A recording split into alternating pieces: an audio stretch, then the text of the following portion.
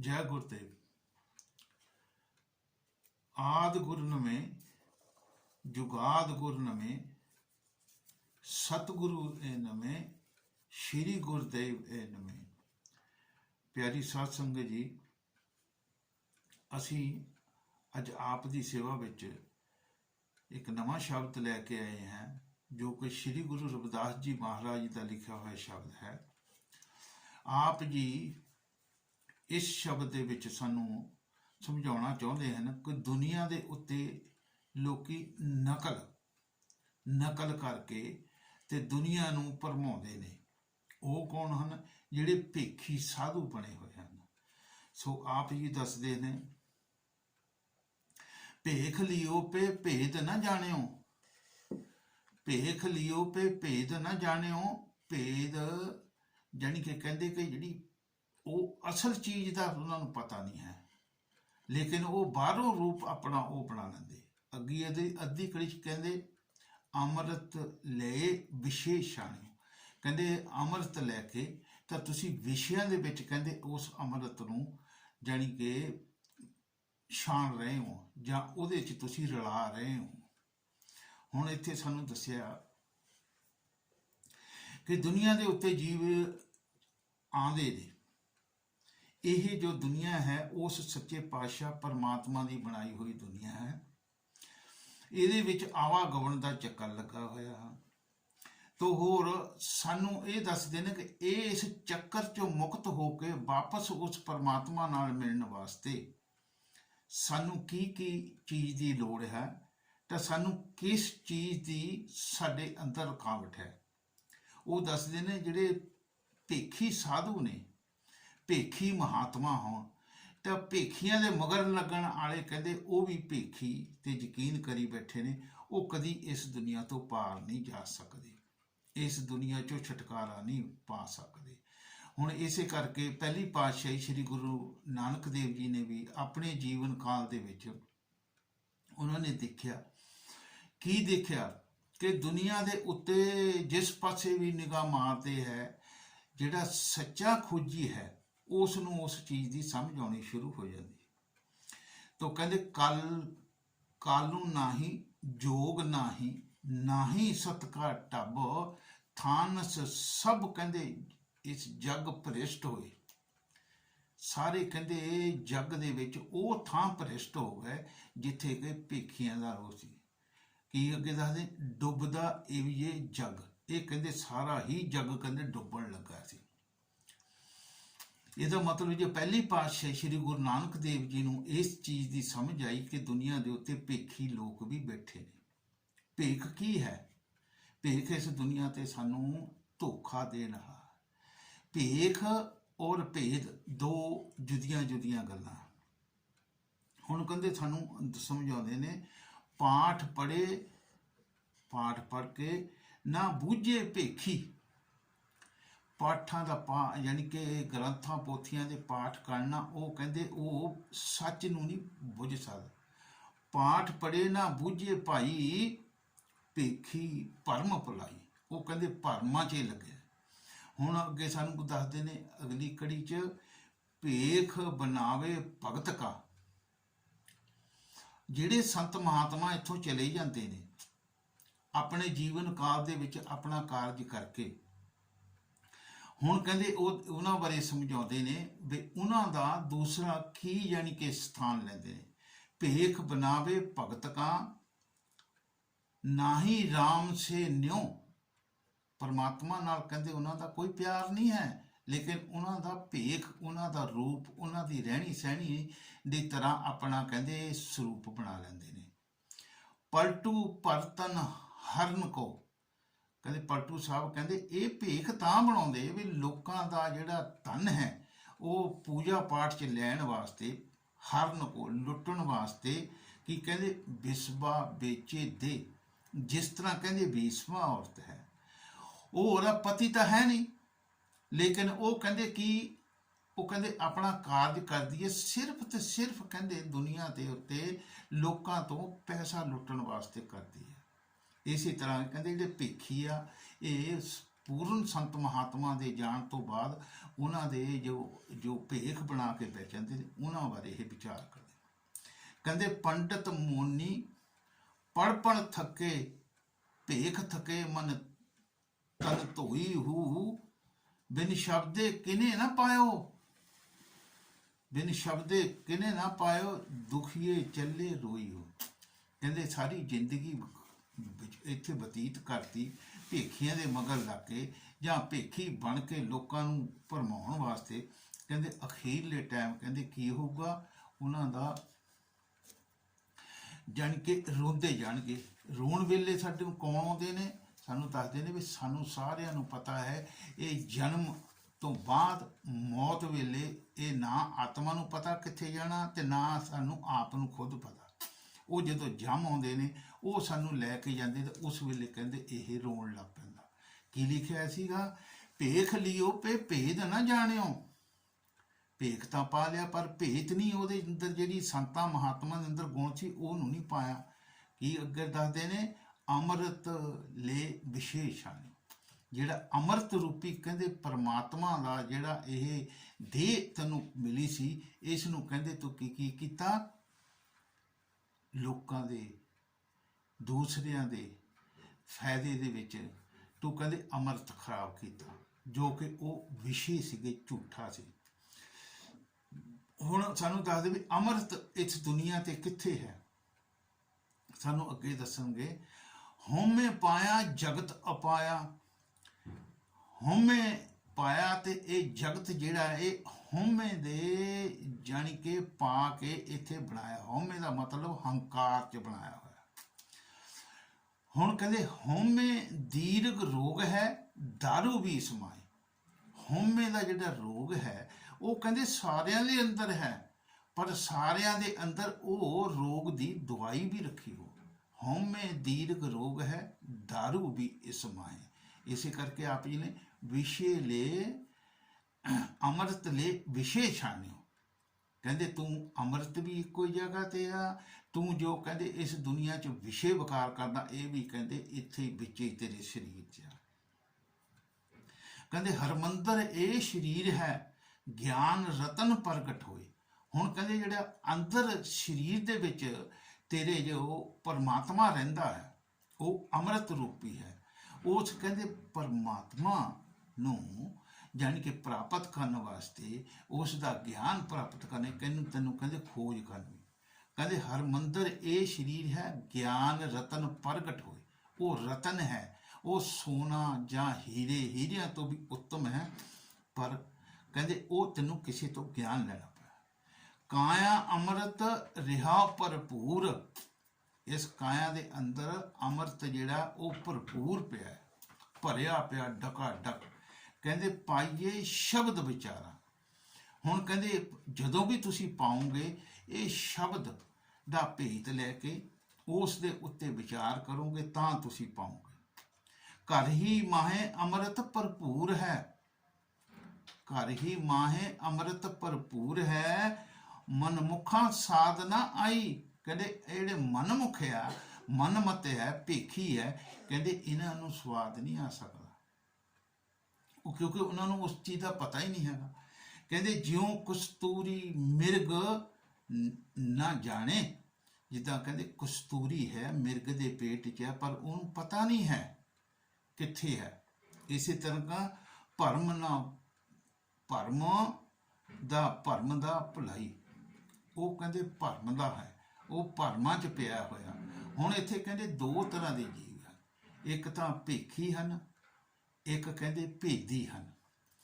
ਦੁਨੀਆ ਤੇ ਦੋ ਮਤ ਹੈ, ਇੱਕ ਮਨਮਤ, ਇੱਕ ਗੁਰੂ ਮਤ। ਜੋ ਗੁਰੂ ਮਤ ਹੈ ਉਹ ਕਹਿੰਦੇ ਏਕ ਹੈ, ਜੋ ਮਨਮਤ ਹੈ ਉਹ ਅਨੇਕ ਹਨ। ਅਨੇਕ ਪ੍ਰਕਾਰ ਦੇ ਪੂਜਾ ਪਾਠ ਜਪ ਤਪ ਜੋ ਵੀ ਅਸੀਂ ਦੇਖਦੇ ਹਾਂ ਸਾਰੇ ਹੀ ਕਹਿੰਦੇ ਇਸ ਦੇ ਵਿੱਚੋਂ। ਆਪਨੇ ਕਈ ਲਿਖਿਆ ਸੀ ਪੂਰੇ ਸ਼ਬਦ ਦੇ ਵਿੱਚ, ਭੇਖ ਲਿਓ ਪੇ ਭੇਦ ਨਾ ਜਾਣਿਓ ਅੰਮ੍ਰਿਤ ਲੈ ਵਿਸ਼ੇ ਛਾਣਿਓ।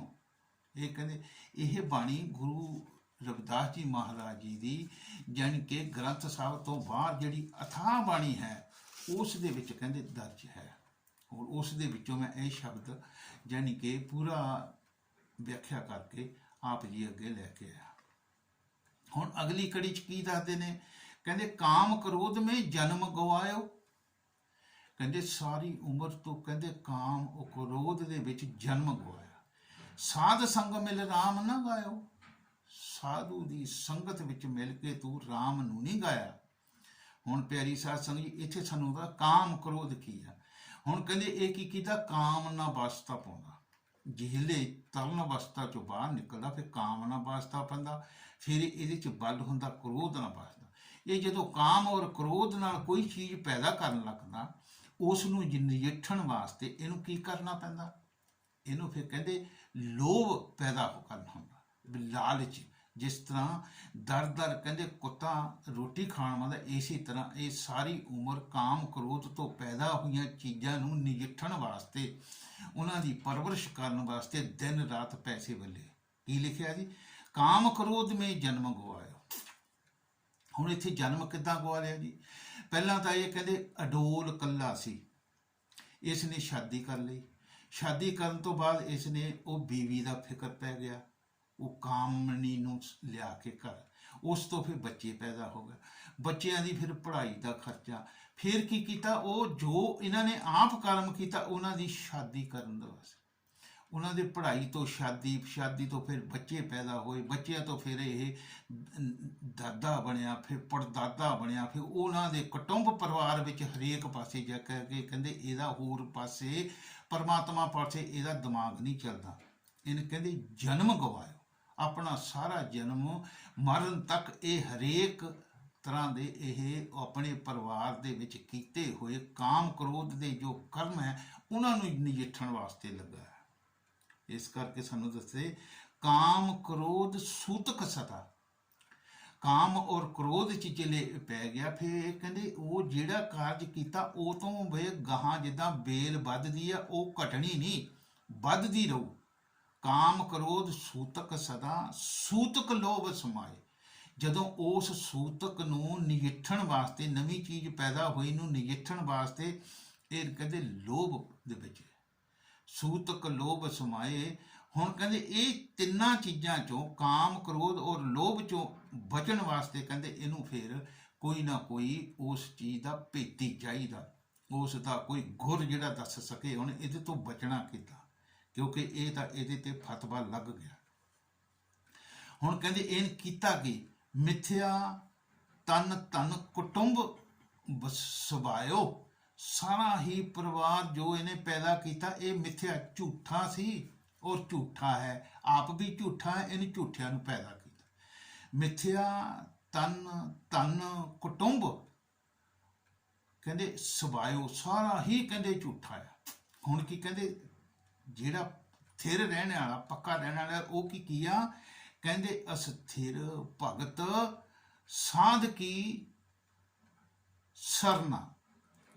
कहते अस्थिर भगत साध की सरना, जिहड़ी वो साधु की शरण च चले जाते हैं वो कहते स्थिर टिक जाते हैं।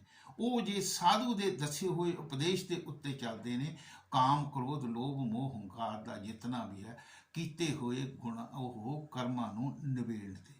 हुण अगे सन, हुण कहते साधु की संगत च कदों जाना और किहड़े साधु की संगत च जाना। भेखी साधु भी इत्थे बैठे आ। दूसरे की कह साध संगत मिल, साध संगत मिल राम ना गायो।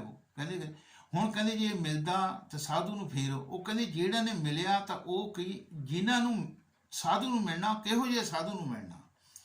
वो कहते संगत कीजे साध की जां का पूरा मन। जिस साधु महात्मा ने वो अपने मन नूं अपने कंट्रोल विच करके उसनूं अपने ओदे देश विच भेज दिता होवे, ओदी संगत करनी। संगत कीजे साध की जां का पूरा मन, पूरा मन यानी कि उसनूं पार ब्रह्म क्योंकि पहुँच गया होवे। मन और जिहड़ा आत्मा इहदी गठ वजी उत्थे उहदी गठ खुल जावे, वो जुदा हो जावे, पूरा मतलब हो जावे, ਉਹਦੇ ਵਿੱਚ आत्मा का मिलाप ना होवे, आत्मा की मिलवर्तन ना हो। कहते संगत की दे साध की जां का पूरा मन ਅਗਰ ਉਹਦੀ ਸ਼ਰਨ 'ਚ ਜਾਓਗੇ ਕੀ ਮਿਲੂਗਾ? ਕਹਿੰਦੇ ਅਨਤੋਲਤ ਹੀ ਦੇਤ ਹੈ ਨਾਮ ਸਖੀਰਾ ਤਨ। ਉਹ ਤੁਹਾਨੂੰ ਕਹਿੰਦੇ ਨਾਮ ਦੇ ਨਾਲ ਦਿੰਦਾ, ਉਹ ਨਾਮ ਦਾ ਭੰਡਾਰ ਤੁਹਾਨੂੰ ਦਿੰਦਾ। ਉਹ ਤੋਲ ਕੇ ਨਹੀਂ ਦਿੰਦਾ, ਉਹ ਛਟਾਂਕੀ 2 ਛਟਾਂਕੀਆਂ ਨਾਲ ਨਹੀਂ ਦਿੰਦਾ। ਉਹ ਕਹਿੰਦੇ ਉਹ ਅਨਤੋਲਤ, ਜਿੰਨਾ ਬੰਦਾ ਕਹਿੰਦੇ ਲੈ ਸਕਦਾ ਹੋਵੇ ਉਨਾ ਉਹ ਲੈ ਸਕਦਾ। ਹੁਣ ਅੱਗੇ ਕੜੀ 'ਚ ਸਾਨੂੰ ਕੀ ਦੱਸਦੇ ਨੇ? ਜੀਵਦਿਆਂ ਹਰ ਚੇਤਿਆ, ਜਿਨ੍ਹਾਂ ਨੇ ਜੀਂਦੇ ਜੀ ਹਰੀ ਨੂੰ ਚੇਤਿਆ। ਕਹਿੰਦੇ ਮਰੰਦਿਆਂ ਹਰ ਰੰਗ, ਜਦੋਂ ਉਹ ਕਹਿੰਦੇ ਮਰ ਗਏ, ਮਰਨ ਦਾ ਟਾਈਮ ਉਹਦਾ ਹਰੀ ਦੇ ਨਾਲ ਉਹਨਾਂ ਦਾ ਵਿਸਾਲ ਹੋਊਗਾ, ਹਰੀ ਨੂੰ ਮਿਲਣਗੇ।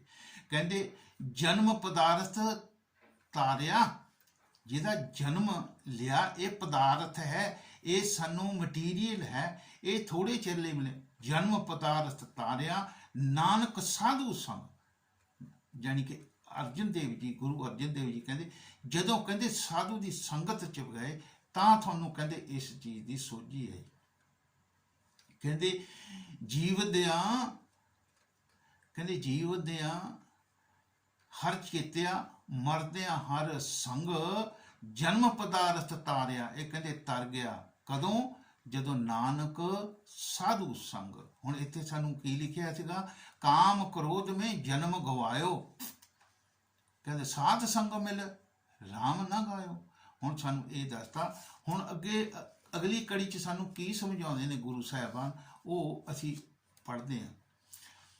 ਹੁਣ ਕਹਿੰਦੇ ਭੇਖੀ ਲੋਕੀ ਤਿਲਕ ਲਾਉਂਦੇ ਆ, ਕੋਈ ਤੀਰਥਾਂ ਤੇ ਜਾਂਦੇ ਆ, ਕੋਈ ਆਪਣੇ ਜਿਸ ਨੂੰ ਆਪਾਂ ਪੱਥਰ ਦੀਆਂ ਮੂਰਤਾਂ ਉਹਨੂੰ ਬਣਾਈਆਂ, ਜਾਂ ਉਹ ਕੀ ਕਰਦੇ ਹੈਗੇ ਆ, ਮੂਰਤਾਂ ਨੂੰ ਪੂਜਦੇ ਹੈ, ਵੇਦ ਸ਼ਾਸਤਰ ਕਿਤਾਬ ਗ੍ਰੰਥਾਂ ਨੂੰ ਪੜ੍ਹ ਕੇ ਕਹਿੰਦੇ ਉਹ ਕਰਦੇ।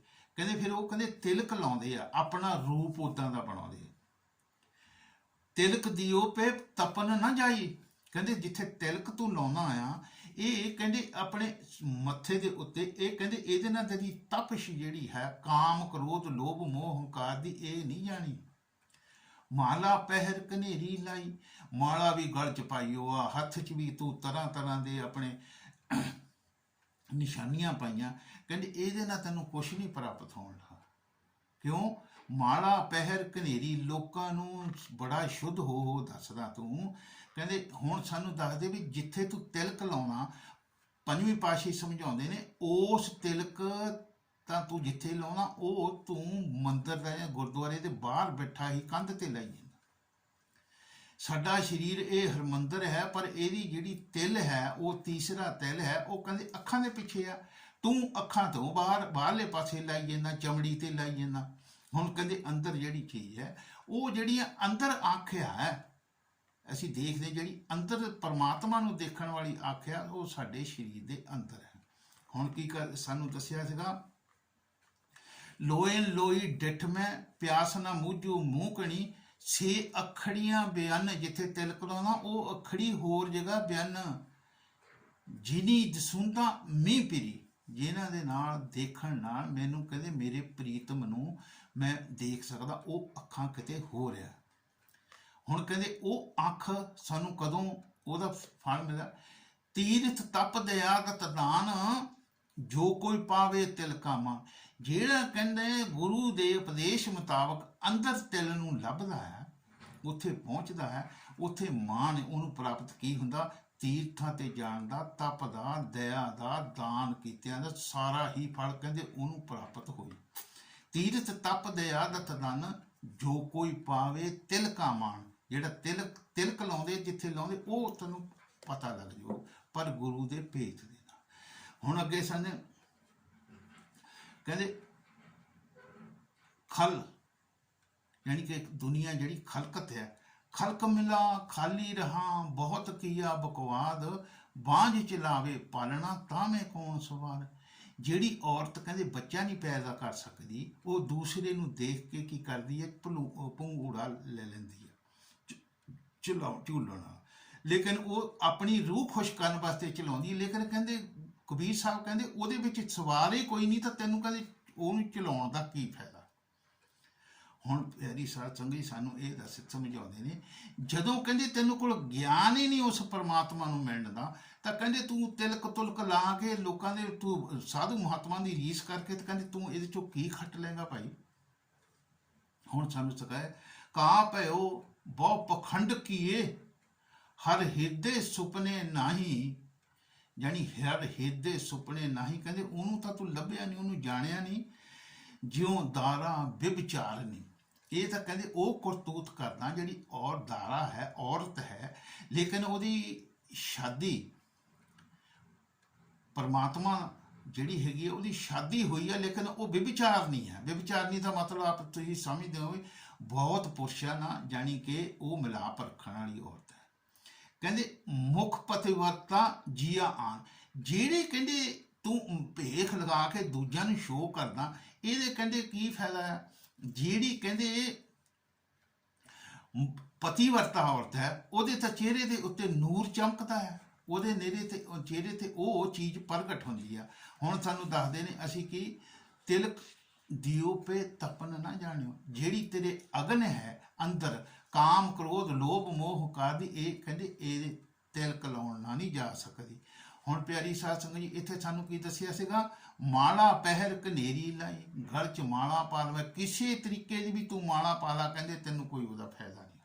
ਹੁਣ ਪਿਆਰੀ ਸਾਧ ਸੰਗਤ ਜੀ ਸਾਨੂੰ ਅੱਗੇ ਦੱਸਦੇ ਨੇ, ਇਹ ਜੋ ਮਾਲਾ ਤਿਲਕ ਲਾਉਣ ਦਾ ਕੋਈ ਫਾਇਦਾ ਨਹੀਂ।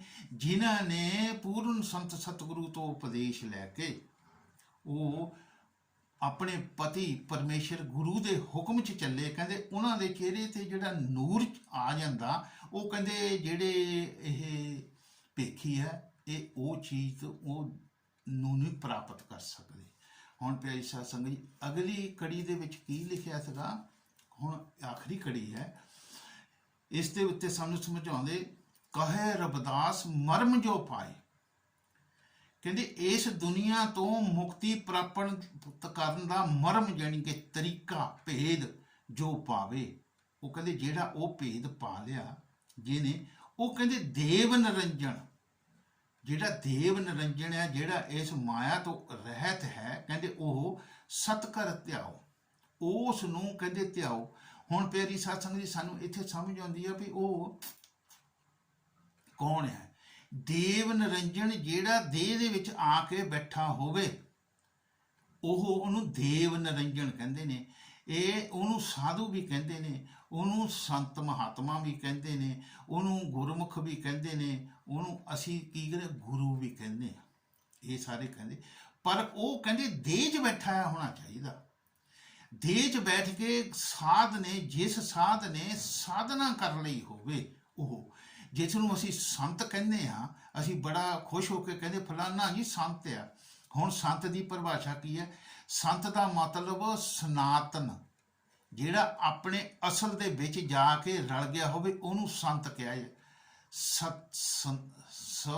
ਸਨਾਤਨ ਉਹ ਆਪਣਾ, ਸਾਡਾ ਅਸਲ ਕੀ ਆ? ਉਹ ਸੱਚਾ ਪਾਤਸ਼ਾਹ ਪਰਮਾਤਮਾ ਜੋ ਸੱਚਖੰਡ 'ਚ ਬੈਠਾ, ਉਹ ਸਾਡਾ ਅਸਲ ਹੈ। ਹੁਣ ਆਪ ਕਰੇ ਕਹਿੰਦੇ ਪੂਜਾ ਕਰੇ ਪਰ ਵਿਧ ਨਹੀਂ ਜਾਣੇ, ਉਸ ਪਰਮਾਤਮਾ ਦੀ ਪੂਜਾ ਕਰਦਾ, ਇਹਨੂੰ ਪੂਜਾ ਕਰਨ ਦਾ ਤਰੀਕਾ ਆਉਂਦਾ ਨਹੀਂ। ਪੂਜਾ ਕਰੇ ਪਰ ਵਿਧ ਨਹੀਂ ਜਾਣੇ, ਉਹਨੂੰ ਤਰੀਕਾ ਨਹੀਂ ਆਉਂਦਾ। ਮਨਮੁਖ ਜੋ ਕਿ ਲੋਕੀ ਹੈ, ਇਹਨਾਂ ਨੂੰ ਤਰੀਕਾ ਨਹੀਂ ਆਉਂਦਾ। ਸਾਨੂੰ ਕਬੀਰ ਸਾਹਿਬ ਜੀ ਕਹਿੰਦੇ, ਜੋ ਪੂਜਾ ਹਰ ਨਹੀਂ ਭਾਵੇ, ਸੋ ਪੂਜਣ ਹਾਰ ਚੜਾਵੇ। ਜੋ ਪੂਜਾ ਹਰ ਭਲ ਮਾਨੇ, ਸੋ ਪੂਜਣ ਹਾਰ ਨਾ ਜਾਣੇ। ਜਿਹੜਾ ਕਹਿੰਦੇ ਇਹ ਪੂਜਾ ਕਰਨ ਦਾ ਤਰੀਕਾ ਨਹੀਂ ਆਉਂਦਾ, ਜੋ ਕਹਿੰਦੇ ਪੂਜਾ ਕਰਦਾ ਆ, ਉਹ ਪਰਮਾਤਮਾ ਨੂੰ ਕਹਿੰਦੇ ਚੜਾਉਂਦਾ ਹੈ, ਉਹ ਪਰਮਾਤਮਾ ਨੂੰ ਚੰਗੀ ਨਹੀਂ ਲੱਗਦੀ। ਜਿਹੜੀ ਇਹ ਪਰਮਾਤਮਾ ਨੂੰ ਚੰਗੀ ਲੱਗਦੀ, ਉਹ ਇਹਨੂੰ ਪਤਾ ਨਹੀਂ ਹੈ। ਹੁਣ ਆਪਾਂ ਵਿਚਾਰ ਕਰਦੇ ਹਾਂ ਕਿਸ ਤਰ੍ਹਾਂ। ਅਸੀਂ ਦੁਕਾਨ ਤੇ ਜਾ ਕੇ ਅਸੀਂ ਉਹਨੂੰ ਕਹਿ ਦਈਏ, ਭਾਈ ਦੁਕਾਨਦਾਰ ਨੂੰ ਸਬਜ਼ੀ ਖਰੀਦਣ ਗਏ ਆ, ਉੱਥੇ 5, 10, 15 ਤਰ੍ਹਾਂ ਦੀਆਂ ਸਬਜ਼ੀਆਂ, ਅਸੀਂ ਕਦੀ ਕਹਿ ਸਕਦੇ ਉਹ ਸਾਡੇ ਮਨਪਸੰਦ ਦੀ ਸਬਜ਼ੀ ਸਾਨੂੰ ਦੁਕਾਨਦਾਰ ਦੇ ਦਿਓ? ਕਹਿੰਦੇ ਨਹੀਂ, ਸਾਨੂੰ ਉਹ ਦੁਕਾਨਦਾਰ ਕਦੀ ਵੀ ਸਾਡੇ ਮਨਪਸੰਦ ਦੀ ਸਬਜ਼ੀ ਨਹੀਂ ਦੇ ਸਕਦਾ। ਪਰ ਅਸੀਂ ਮਾਲਕ ਹਾਂ, ਪੈਸਾ ਸਾਡੇ ਕੋਲ ਹੈ, ਅਸੀਂ ਉਸ ਦੁਕਾਨਦਾਰ ਤੋਂ ਆਪਣੇ ਮਨਪਸੰਦ ਦੀ ਸਬਜ਼ੀ ਮੰਗ ਸਕਦੇ ਹਾਂ, ਜਾਂ ਜਿਹੜੀ ਅਸੀਂ ਕੁਝ ਖਾਣਾ ਚਾਹੁੰਦੇ ਹਾਂ। ਇਸੇ ਤਰ੍ਹਾਂ ਉਹ ਪਰਮਾਤਮਾ ਜਿਹੜੀ ਚੀਜ਼ ਨੂੰ ਖਾਣਾ ਜਾਂ ਉਹ ਪੂਜਾ ਕਰਨੀ ਕਰਾਉਣੀ ਅੱਛੀ ਸਮਝਦਾ, ਉਹ ਪਰਮਾਤਮਾ ਹੀ ਦੱਸ ਸਕਦਾ। ਹੁਣ ਉਹ ਕਹਿੰਦੇ ਪਰਮਾਤਮਾ ਦੱਸ ਸਕਦਾ, ਪਰਮਾਤਮਾ ਕਿਸੇ ਨੇ ਦੇਖਿਆ ਨਹੀਂ। ਹੁਣ ਕਹਿੰਦੇ ਇੱਥੇ ਜਦੋਂ ਵੀ ਜੀਵ ਆਊਗਾ, ਉਹ ਜਿਹੜਾ ਦੇਵ ਨਿਰੰਜਨ ਆ, ਉਹ ਉਹਨੂੰ ਪਤਾ ਆ ਕਿ ਪਰਮਾਤਮਾ, ਕਿਉਂਕਿ ਉਹ ਪਰਮਾਤਮਾ ਦਾ ਦੂਸਰਾ ਰੂਪ, ਉਹ ਸਾਨੂੰ ਦੱਸ ਸਕਦਾ ਕਿ ਉਹਨੂੰ ਕਿਹੜਾ ਜਾਣੀ ਕਿ ਪੂਜਾ ਅੱਛੀ ਲੱਗਦੀ ਹੈ। ਹੁਣ ਉਹ ਕਹਿੰਦੇ ਹਰ ਅਰਾਧਿਆ ਨਾ ਜਾਣਿਆ ਰੇ, ਕਹਿੰਦੇ ਹਰੀ ਦੀ ਤੈਨੂੰ ਆਰਾਧਨਾ, ਉਹਦੀ ਪੂਜਾ ਕਰਨੀ ਤਾਂ ਆਉਂਦੀ ਨਹੀਂ। ਕਹਿੰਦੇ ਗੁਰ ਗੁਰ ਹਰ ਹਰ ਕਰਤਾ ਰੇ, ਇਹ ਪੰਜਵੀਂ ਪਾਤਸ਼ਾਹੀ ਸ਼੍ਰੀ ਗੁਰੂ ਅਰਜਨ ਦੇਵ ਜੀ ਲਿਖਦੇ ਰਹੇ ਨੇ, ਹਰ ਅਰਾਧਿਆ ਨਾ ਜਾਣਿਆ ਰੇ। ਕੀ ਕਹਿੰਦੇ? ਗੁਰ ਗੁਰ ਹਰ ਹਰ ਕਰਤਾ ਰੇ। ਕਹਿੰਦੇ ਹਰ ਜੀਓ ਕਾ ਨਾਮ ਪੜਿਓ ਰਾਮਦਾਸ, ਉਹਨਾਂ ਦੇ ਪਿਤਾ ਜੀ ਵੀ ਸਨ ਔਰ ਉਹਨਾਂ ਦੇ ਗੁਰੂ। ਉਹ ਕਹਿੰਦੇ ਇਹ ਜਿਹੜਾ ਰਾਮਦਾਸ ਜੀ ਆਏ ਹੋਏ ਨੇ ਮੇਰੇ ਪਿਤਾ ਆ, ਕਹਿੰਦੇ ਇਹ ਦੇਹ ਧਾਰ ਕੇ ਆਪਣਾ ਨਾਮ ਹਰਜੀ ਹੈਗੇ, ਲੇਕਿਨ ਇੱਥੇ ਉਹਨਾਂ ਨੇ ਨਾਮ ਆਪਣਾ ਕੀ ਰੱਖਦੇ ਹੋ? ਰਾਮਦਾਸ ਰੱਖ ਕੇ ਬੈਠੇ ਨੇ। ਜਦੋਂ ਪੰਜਵੀਂ ਪਾਤਸ਼ਾਹੀ ਸਾਨੂੰ ਗੁਰੂ ਅਰਜਨ ਦੇਵ ਜੀ ਇਹ ਸਮਝਾਉਂਦੇ ਨੇ ਕਿ ਸਾਡੀ ਮਤ ਹੁਣ ਉਹਨਾਂ ਨਾਲੋਂ ਉੱਤਮ ਹੋ ਗਈ ਕਿ ਅਸੀਂ ਕਿਤਾਬਾਂ ਪੁਸਤਕਾਂ ਨੂੰ, ਸ਼ਾਸਤਰਾਂ ਨੂੰ ਤੇ ਗੁਰਦੁਆਰੇ ਜਾਂ ਮੰਦਰਾਂ ਦੇ ਵਿੱਚ ਜਾ ਕੇ ਜਾਂ ਮਠਾਂ ਦੇ ਵਿੱਚ ਜਾ ਕੇ ਅਸੀਂ ਉਹਨੂੰ ਲੱਭਦੇ ਫਿਰੀਏ। ਕਹਿੰਦੇ ਨਹੀਂ। ਹੁਣ ਇੱਥੇ ਕੀ ਲਿਖਿਆ ਸੀ? ਹਰ ਅਰਾਧਿਆ ਨਾ ਜਾਣਿਆ ਰੇ। ਕਹਿੰਦੇ ਗੁਰ ਗੁਰ ਹਰ ਹਰ ਕਰਤਾ ਰੇ, ਹਰ ਜੀਓ ਕਾ ਨਾਮ ਪੜਿਓ ਰਾਮਦਾਸ। ਕਹਿੰਦੇ ਜਿਹੜਾ ਮੇਰਾ ਪਿਤਾ ਹੈ, ਇਹ ਮੇਰਾ ਗੁਰੂ ਹੈ, ਇਹ ਹੀ ਕਹਿੰਦੇ ਹਰ ਜੀ ਔਰ ਰਾਮਦਾਸ ਬਣ ਕੇ ਕਰ ਪੂਜਾ ਮੋਹ ਇਹ ਮਾਨਿਓ। ਕਹਿੰਦੇ ਮੈਂ ਕਰਾਂ ਪੂਜਾ, ਕਹਿੰਦੇ ਮੈਂ ਇਹ ਮੰਨਿਆ। ਪੰਜਵੀਂ ਪਾਤਸ਼ਾਹੀ ਦੱਸਦੇ ਨੇ ਕਰ ਪੂਜਾ ਇਹ ਮੋਹ ਇਹ ਮਾਨਿਓ ਅਕਾਲ ਮੂਰਤ ਗੁਰਦੇਵਾ ਰੇ। ਜਿਹੜਾ ਅਕਾਲ ਮੂਰਤ ਆ, ਅਕਾਲ ਮੂਰਤ ਜਿਹੜੀ ਉਹਦੀ ਅਕਾਲ ਪੁਰਖ ਦੀ ਜਿਹੜੀ ਮੂਰਤ ਹੈ, ਉਹ ਜਿਹੜਾ ਥੱਲੇ ਆ ਕੇ ਗੁਰੂ ਦੇਵ ਬੈਠਾ ਹੈਗਾ, ਉਹ ਆ। ਉਹਨੂੰ ਅਸੀਂ ਪੁੱਛ ਸਕਦੇ, ਉਹ ਸਾਨੂੰ ਫਿਰ ਦੱਸਦਾ, ਉਪਦੇਸ਼ ਦਿੰਦਾ, ਗਿਆਨ ਦਿੰਦਾ ਵੀ ਤੁਸੀਂ ਹੁਣ ਕਿਹਦੀ ਪੂਜਾ ਕਿਸ ਤਰ੍ਹਾਂ ਕਰਨੀ, ਉਸ ਪਰਮਾਤਮਾ ਦੀ ਪੂਜਾ ਕਿਸ ਤਰ੍ਹਾਂ ਕਰਨੀ। ਹੁਣ ਪਹਿਲੀ ਪਾਤਸ਼ਾਹੀ ਸ਼੍ਰੀ ਗੁਰੂ ਨਾਨਕ ਦੇਵ ਜੀ ਨੇ ਆਪਣੀ ਬਾਣੀ 'ਚ ਲਿਖਿਆ ਸੀਗਾ। ਪਹਿਲਾਂ ਸ਼ਬਦ ਕੀ ਕਹਿੰਦਾ ਸੀ? ਕਾਹੈ ਰਵਿਦਾਸ ਮਰਮ ਜੋ ਪਾਓ। ਜਿਹੜੇ ਕਹਿੰਦੇ ਉਹ ਮਰਮ ਤਰੀਕਾ ਉਹ ਸਾਨੂੰ ਸਿੱਖ ਲੈਂਦੇ ਆ, ਉਹ ਗੁਰ ਸਿੱਖ ਲੈਂਦੇ ਆ। ਉਹ ਕੀ ਕਹਿੰਦੇ? ਦੇਵ ਨਿਰੰਜਨ ਸਤਿਕਰ ਧਿਆਓ। ਦੇਵ ਨਿਰੰਜਨ ਜਿਹੜਾ ਇੱਥੇ ਬਿਰਾਜਮਾਨ ਬੈਠਾ ਹੈ, ਉਹ ਮਹਾਤਮਾ, ਉਹਨੂੰ ਕਹਿੰਦੇ ਧਿਆਓ। ਹੁਣ ਇੱਥੇ ਪਹਿਲੀ ਪਾਤਸ਼ਾਹੀ ਸਾਨੂੰ ਕਹਿੰਦੇ ਉਹਨਾਂ ਨੇ ਵੀ ਜਿਹੜੇ ਦੇਖਿਆ ਦੁਨੀਆ ਤੇ ਇਹ ਕੀ ਕਾਰਜ ਚੱਲ ਰਿਹਾ, ਉਹਨਾਂ ਨੇ ਕਿਹਾ ਵੀ ਇਹ ਜਿਹੜੇ ਜਿੰਨੇ ਵੀ ਧਰਮ ਸਥਾਨ ਹੈ ਜਾਂ ਬਾਹਰ ਹੈ, ਇਹ ਸਾਰੇ ਹੀ ਕਹਿੰਦੇ ਇਹ ਗਲਤ ਰਸਤੇ ਪਾਉਂਦੇ, ਝੂਠੇ ਪਾਉਂਦੇ। ਆਪ ਜੀ ਨੇ ਲਿਖਿਆ, ਉਹਨਾਂ ਨੇ ਇਹ ਝੂਠ ਦੇਖ ਕੇ ਉਹ ਕਹਿੰਦੇ ਮੈਂ ਖੱਤਰੀ ਧਰਮ ਛੱਡ ਦਿੱਤਾ। ਗੁਰੂ ਸਾਹਿਬਾਨ ਨੇ ਆਪਣੀ ਬਾਣੀ 'ਚ ਲਿਖਿਆ। ਇਹਨੂੰ ਪਿੱਛੇ ਅਸੀਂ ਪੜ੍ਹ ਕੇ ਕਾਲੋ ਨਾਹੀ ਜੋਗ ਨਾਹੀ ਸਤਿਕਾਰ ਟੱਬ ਥਾਨਸ ਸਭ ਕਹਿੰਦੇ ਭ੍ਰਿਸ਼ਟ ਹੋਏ ਡੁੱਬਦਾ ਇਹ ਵਿਜੇ ਜਗ। ਉਹ ਕਹਿੰਦੇ ਇਸ ਤਰ੍ਹਾਂ ਇਹ ਡੁੱਬਦਾ ਸੀਗਾ, ਪਰ ਕਹਿੰਦੇ ਮੈਂ ਕਿਉਂ ਛੱਡਿਆ ਇਹ ਖੱਤਰੀ ਧਰਮ? ਖੱਤਰੀਆ ਤਾਂ ਧਰਮ ਛੋੜਿਆ, ਕਹਿੰਦੇ ਮੈਂ ਧਰਮ ਛੱਡ, ਖੱਤਰੀਆ ਤਾਂ ਧਰਮ ਛੋੜਿਆ ਮਲੇਸ਼ ਭਾਖਿਆ ਗਈ। ਕਹਿੰਦੇ ਮੈਂ ਕਿਸੇ ਮਲੇਸ਼ ਦੀ, ਇਹ ਉਰਦੂ ਦੇ ਵਿੱਚ ਅੱਖਰ ਆਉਂਦਾ, ਇਹ ਕਹਿੰਦੇ ਮਲੇਸ਼ ਦੀ ਭਾਖਿਆ ਮਤਲਬ ਉਹਨੇ ਮੈਨੂੰ ਕੁਛ ਦੱਸਿਆ ਜਾਂ ਗਿਆਨ ਗਈ, ਉਹਦੀ ਕਹਿੰਦੇ ਮੈਂ ਭਾਖਿਆ ਗਈ, ਜਾਣੀ ਕਿ ਅਪਣਾਈ। ਫਿਰ ਕਹਿੰਦੇ ਕੀ ਹੋਇਆ? ਸ੍ਰੇਸ਼ਟ ਸਭ ਇੱਕ ਵਰਨ ਹੋਈ। ਮੈਂ ਕਹਿੰਦੇ 4 ਵਰਨਾਂ ਚੋਂ ਖੱਤਰੀ ਸੀ, ਲੇਕਿਨ ਸਾਰੀ ਸ੍ਰਿਸ਼ਟੀ ਕਹਿੰਦੇ ਇੱਕ ਵਰਨ ਹੋ ਗਈ ਜਦੋਂ ਮੈਂ ਕਹਿੰਦੇ ਖੱਤਰੀ ਧਰਮ ਛੱਡ ਕੇ ਮਲੇਸ਼ ਦੇ ਕਿਸੇ ਕਹਿਣੇ ਤੇ ਚੱਲਿਆ। ਕਹਿੰਦੇ ਸ੍ਰੇਸ਼ਟ ਸਭ ਇੱਕ ਵਰਨ ਹੋਈ ਧਰਮ ਕੀ ਗਤ ਰਹੇ। ਤਾਂ ਮੈਨੂੰ ਪਤਾ ਲੱਗਾ ਵੀ ਧਰਮ ਐਕਚੁਅਲੀ ਹੈ ਕੀ। ਅਸੀਂ ਕਹਿੰਦੇ ਪੰਥ ਜਾਂ ਉਹ ਧਰਮ ਕੀ ਆ? ਉਹ ਪੰਥ ਪਰਮਾਤਮਾ ਨੂੰ ਮਿਲਣ ਵਾਲਾ ਇੱਕੋ ਹੀ ਹੈ, ਉਹ ਸਦਾ ਤੋਂ ਚੱਲਿਆ ਰਹਿੰਦਾ। ਸੰਤਾਂ ਮਹਾਤਮਾ ਦਾ ਇੱਕ ਪੰਥ, ਮਨਮੁਖ ਦੇ ਅਨੇਕਾਂ ਪੰਥ। ਹੁਣ ਅੱਗੇ ਕਹਿੰਦੇ ਪਲਟੂ ਸਾਹਿਬ ਯੂਪੀ ਦੇ ਮਹਾਤਮ ਵਿੱਚ ਹੋਏ, ਉਹ ਵੀ ਸਾਨੂੰ ਇਸ ਤੇ ਪ੍ਰੋਰਤਕ ਦਾਸ ਪਲਟੂ ਕਹੇ ਬੋਲਤਾ ਪੂਜੀਏ। ਉਹ ਬੋਲ ਜਿਹੜਾ ਤੁਹਾਨੂੰ ਸਮਝਾ ਸਕਦਾ ਹੋਵੇ ਉਹਨੂੰ ਕਹਿੰਦੇ ਪੂਜੋ। ਦਾਸ ਪਲਟੂ ਕਹੇ ਬੋਲਤਾ ਪੂਜੀਏ, ਕਰੇ ਸਤਸੰਗ ਤਬ ਭੇਦ ਪਾਈ। ਉਸ ਦੇ ਕੋਲ ਮਿਲਾਪ ਕਰੋ, ਉਸ ਦੇ ਨਾਲ ਤੁਸੀਂ ਬੈਠੋ ਉਠੋ, ਉਹਦੇ ਨਾਲ ਸੰਗਤ ਕਰੋ, ਤਾਂ ਤੁਹਾਨੂੰ ਇਸ ਚੀਜ਼ ਦੀ ਪ੍ਰਾਪਤੀ ਹੋਊਗੀ। ਆਪ ਜੀ ਨੇ ਕਹੋ ਰਵਿਦਾਸ ਮਰਮ ਜੋ ਪਾਓ, ਜਦੋਂ ਕਹਿੰਦੇ ਪੂਰਨ ਗੁਰੂ ਤੋਂ ਭੇਤ ਮਿਲ ਗਿਆ, ਦੇਵ ਨਿਰੰਜਨ, ਉਸ ਦੇਵਤੇ ਨਿਰੰਜਨ ਨੂੰ ਸਤ ਸਤ ਕਰ ਧਿਆਓ, ਉਸ ਨੂੰ ਸਤ ਸਤ ਕਰ ਧਿਆਓ।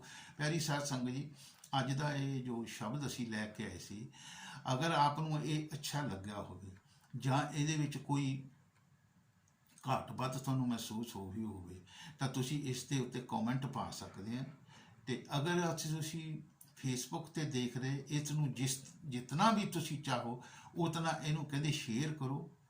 ਅਗਰ ਤੁਸੀਂ ਸ਼ੇਅਰ ਕਰਦੇ ਹੋ ਤਾਂ ਜਿਹੜੇ ਕੋਈ ਜੀਵ ਇਸ ਤੋਂ ਸਮਝ ਕੇ ਕੋਈ ਆਪਣੇ ਜੀਵਨ 'ਚ ਸਫਲਤਾ ਪ੍ਰਾਪਤ ਕਰਨੀ ਉਹ ਕਰ ਲੈਂਦੇ। ਅਤੇ ਦੂਸਰਾ ਇਹ ਆ ਕਿ ਅਗਰ YouTube 'ਤੇ ਦੇਖਦੇ ਹੋ ਤਾਂ ਉਸ ਨੂੰ ਜਿੰਨਾ ਵੀ ਤੁਸੀਂ ਹੋ ਸਕੇ YouTube 'ਤੇ ਦੇਖੋ।